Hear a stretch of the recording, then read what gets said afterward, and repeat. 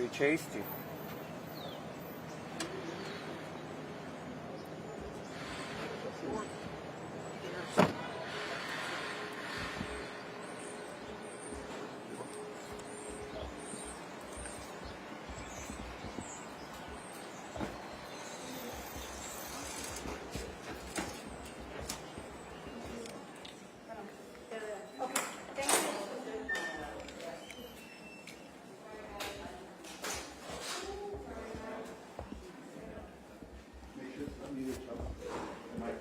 Where's the photo of this? It's already in there. We got it downloaded. Where's it? Huh? Where's it? Okay.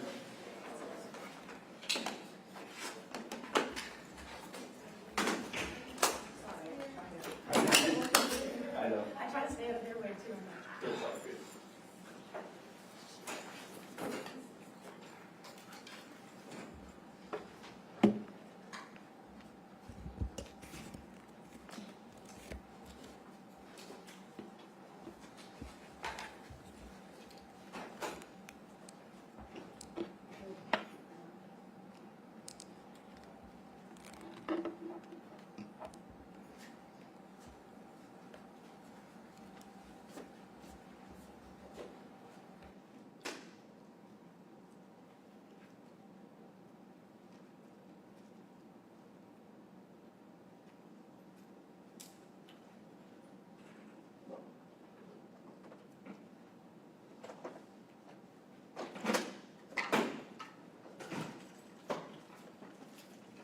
You need some more time, or you're good?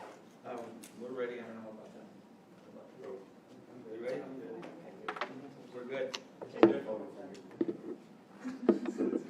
Just. I don't have it downloaded. Just.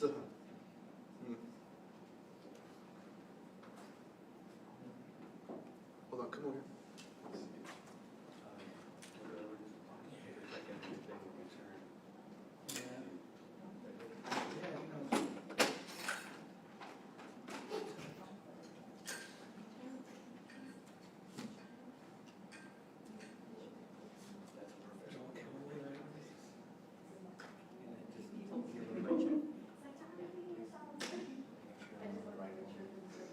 Mic check, 1, 2, 3, 1, 2, 3.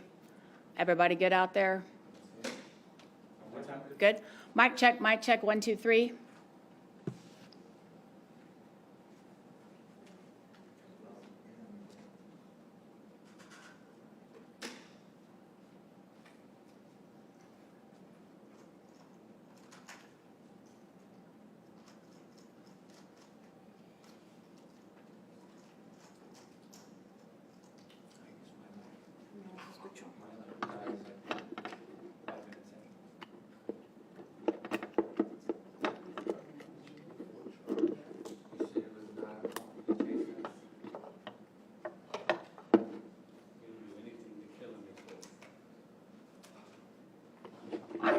Mic check, mic check, mic check, mic check.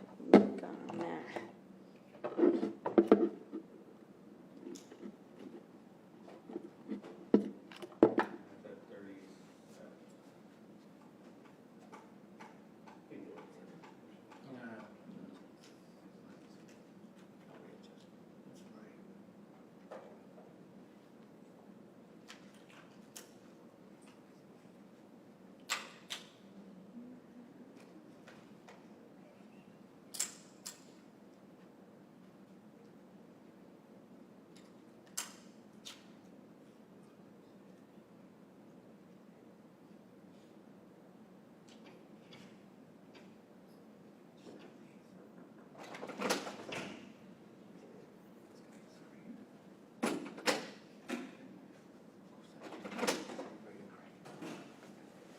We'll just start recording and we got to upload it.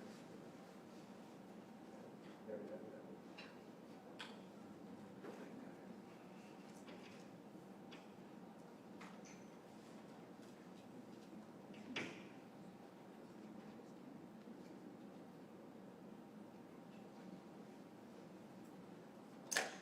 Should be less than a minute now. There we go.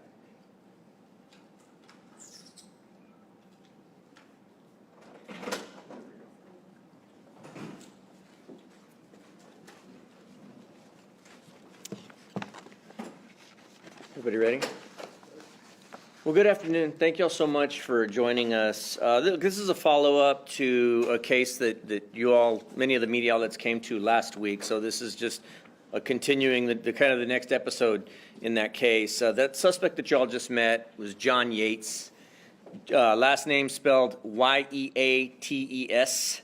10/12 of 84 is his date of birth, and he's being booked for deadly conduct, third-degree felony deadly conduct. As you may recall, on September 11th, we received a call to the 15,200 block of US 181 for a report of a crash. That crash happened in the aftermath of a dumping incident that turned into a high-speed pursuit between two civilian vehicles, with shots exchanged, and then ended with that crash where we found the victim in this case, George Gomez, 36 years of age, deceased. At that point, we didn't know how it was that Gomez had passed. We have since come to learn the cause and manner of death. But it's reported that John Yates was actually a passenger in an orange Dodge pickup that was involved in that case that day. You all may recall that in the aftermath of the crash, we had put out information on an orange Dodge truck. Later on that afternoon, one of our patrol sergeants that was just on routine patrol found the Dodge truck on the side of the road with a flat tire, knew that there'd been an exchange of gunfire, and so decided to stop and check it out. And as it appears, during the course of that exchange of gunfire, this truck actually sustained a flat tire, and that's why it was on the side of the road where it was. On that day, some people that were in the truck were questioned. It was determined that John Yates did have some involvement. What we're able to gather to this point is that Yates and another suspect had stopped in the on what is the road here? I'm so sorry. Laguna Road to dump some trash on a property. Some people that are employees of the property owners decided to stop and confront that pickup truck as they were dumping. My understanding is it was leaves and yard landscaping type matter that they were dumping. They were confronted. During the course of that confrontation, weapons were displayed by one or both parties. The orange truck fled the scene at a high rate of speed. And my understanding is those employees of that property did also follow and begin a pursuit. At a certain point, 911 was called by some of the folks in one of the witness vehicles, and at a certain point, my understanding is that one of the vehicles dropped off, but the other continued to follow the vehicle of the man that eventually crashed. During the course of this pursuit, you can see it's a long pursuit covering several miles. We did receive several calls for shots fired of a small gray car and an orange truck firing shots at each other. You can see we're on Highway 87 East near China Grove. That's where we received a call for shots fired. The suspect vehicle and the complainant vehicle parted ways a short distance up, close to the Independent School District offices. Eventually, we believe that the victim in the case, Mr. Gomez, decided to head back toward the place of business, when he was involved in that fatal crash in the 15,200 block of US 181. It should be noted that the initial call for service for the dumping was at the 12,700 block of US 181.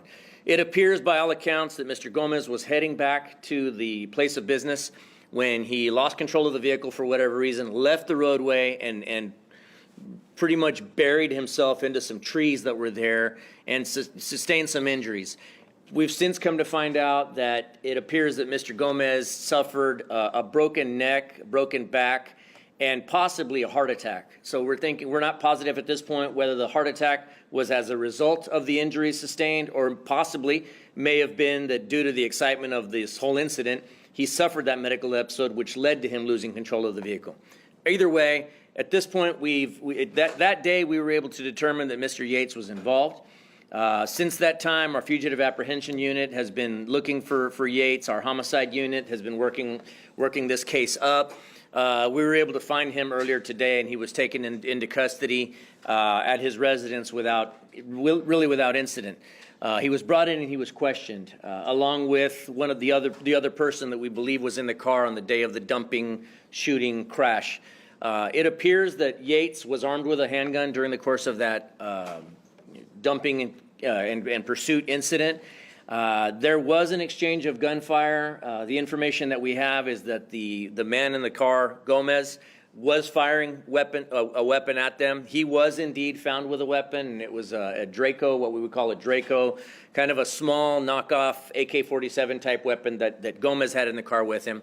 On the day that we took custody of this orange truck, a .380 pistol was found in there, and we believe that that .380 pistol is the gun that was brandished by Yates during the course of this incident.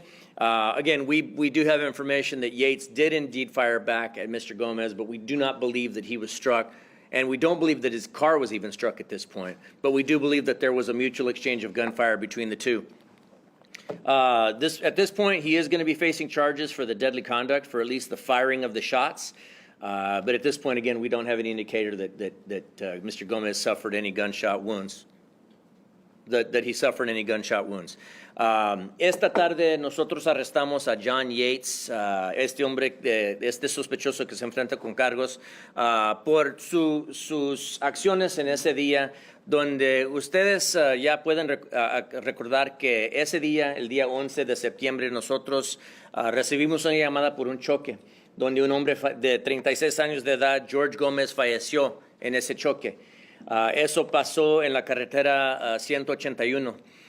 Se aparenta que este hombre y otro sospechoso, John Yates, ellos fueron a un negocio en 181 y cerca de Laguna Road a tirar basura en esa propiedad. Ya dos empleados de este negocio se enfrentaron con los sospechosos. Se aparenta que alguien empezó a enseñar armas durante ese argumento. El sospechoso y los dos sospechosos huyeron de la escena en una camioneta anaranjada, marca Dodge.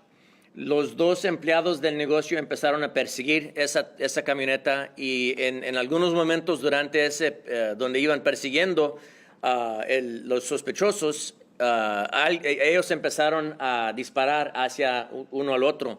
Ya nosotros recibimos varias llamadas que estaban teniendo un tiroteo, y sabemos que en 87 el vehículo del sospechoso lograron perder la otra víctima, pero se aparenta que la víctima, George Gómez, empezó a regresar al negocio cuando él tuvo ese choque.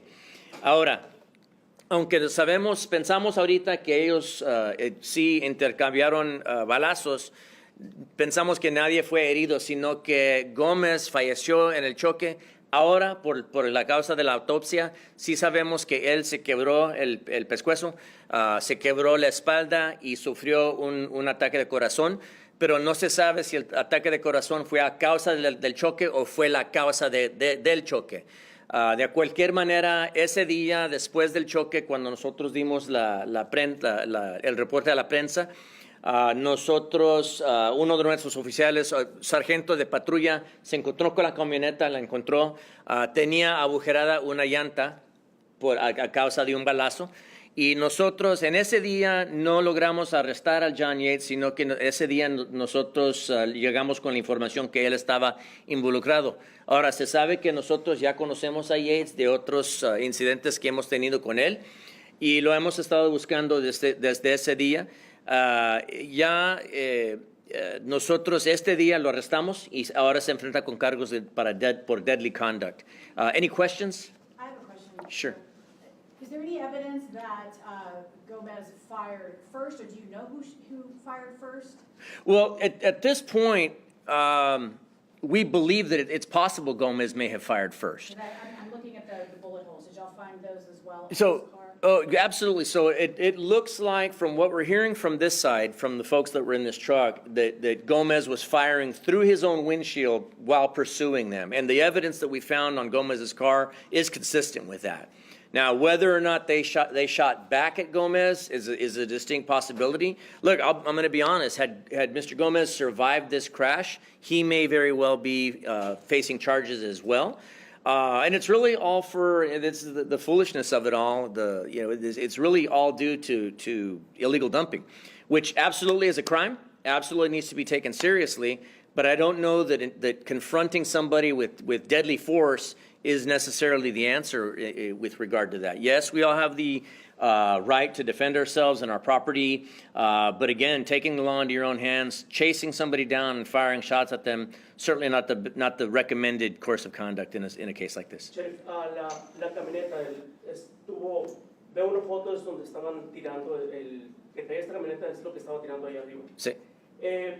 Recuerdo cuando estuviste ahí con nosotros en la carretera, no se sabía mucho, todavía estaba fugado.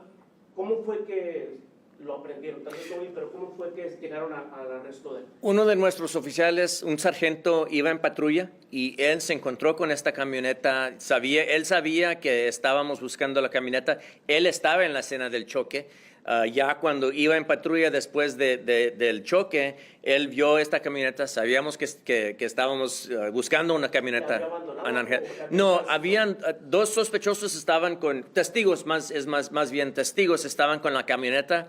Se aparenta que Yates y otros sospechosos se fueron, le dejaron esta camioneta con la llanta agujerada y ellos fueron a tratar de conseguir otra llanta. Ya cuando ellos regresaron para cambiar la llanta, vieron que nosotros teníamos varios carros de patrulla con esta camioneta y ya de ahí ellos huyeron y nunca regresaron. Pero ya para ese tiempo nosotros habíamos conseguido la información que Yates estaba involucrado. Ya es conocido para nosotros, ya hemos tenido varios incidentes donde nos hemos arrestado. Más recientemente, me parece que en agosto lo arrestamos a él por drogas. Y por una llamada donde nosotros estamos buscando una mujer y una bebita de 9 meses de edad, las encontramos a las dos. Ella, la mamá de la bebita, es novia de Yates. Y entre ellos dos se enfrentaron con cargos de child endangerment ese día por tener drogas y armas cerca de la bebita. Entonces ya sabemos de él. También nosotros cuando estamos hablando ahí arriba, uno de nuestros oficiales del FAU que arrestaron a Yates este día, antes ese oficial estaba con la unidad de narcotics y él recuerda donde ellos lo arrestaron hace varios años. Entonces ya es alguien que tiene tiene historia criminal y es el más reciente arresto. ¿Puso resistencia al arresto? No, este día afortunadamente no puso resistencia. Él fue arrestado sin incidente, pero ahora a ver cómo le va. Sure. So what we know about Yates is we do have a history with him. He's got a lengthy criminal history: burglary of a building, abandoning, endangering a child. In August, as a matter of fact, we were in the process of looking for a missing young lady and her 9-month-old baby. Now, the young lady, the mother of the baby, is Yates' girlfriend. So she was found at his property, safe and sound. However, there was drugs found, and there was a high-capacity assault-type weapon found, and so very close to the baby. And so Yates and the mother on that date, they were faced with charges. They still face charges. I believe they're out on bond for that, for abandoning, endangering a child, or not abandoning, endangering a child and possession of controlled substance. For placing the baby in that situation. Additionally, one of the FAU deputies that arrested Yates today without incident actually recognized him from prior. That deputy used to be with the narcotics unit and remembers having arrested him for a narcotic case several years ago. So this suspect here is no stranger to law enforcement. You mentioned this. Oh, yes, that part, yes. So we found that when the patrol sergeant found the vehicle on the side of 1604, there were 2 people with it. Those people are considered to be witnesses at this point, not suspects. But what we were able to determine that day is that Yates and the other suspect who were in the car when the car sustained the bullet hole to the tire left the scene that day to go try to get a replacement tire. When they came back with the tire, they saw that patrol had already detained the people that were there with the truck, and they decided to just continue on and not stop because they figured they were going to be facing some criminal charges. Yates also intimated to us during the interview that he knew that the person that had been chasing them and firing shots at each other that had died in the crash, and he was afraid he was going to get blamed for that somehow. So he decided to flee. So this whole time, he's known that the law enforcement was looking for him. You mentioned, go ahead. ¿Podría decir en español, aparte de Yates, el arrestado de hoy, están buscando a otros sospechosos? ¿Y qué cargos podrían No, por ahorita ya sabemos quiénes son los otros testigos en el caso. Ahorita, pues, es posible que alguien más se vaya a enfrentar con cargos, pero por ahorita Yates es el único que nosotros tenemos cargos. Ahora, si nos llega más información, es posible que alguien más vaya a enfrentarse con cargos. You mentioned the second suspect. Has that person facing charges? Have you arrested him? Well, he's a suspect in the illegal dumping at this point. We don't have any evidence that man fired any shots. That other man was the driver of the orange truck on that day. So we have been talking here that it's possible we may be filing a charge of illegal dumping on them, both. So it's possible Yates may face another charge. It's a Class B misdemeanor. But again, it is possible that we may be looking for that driver whom we already know. We interviewed him earlier today, and he was cooperative. But it is possible they may face additional charges for the illegal dumping that kicked this whole thing off. Sheriff, la persona que murió, que le estábamos llamando la víctima, ¿es en realidad víctima o hizo disparos que pudieran haberlo enfrentado a... Bueno, ese hombre desafortunadamente falleció a causa de lo que pasó, su crisis médica que él tuvo, pero también sí sé yo que si hubiera sobrevivido el choque, es posible que él también se hubiera enfrentado con cargos por andar disparando una arma en una carretera con tráfico y con todo, pero desafortunadamente el hombre falleció. Just to confirm, Mr. Gomez was not hit with gunfire.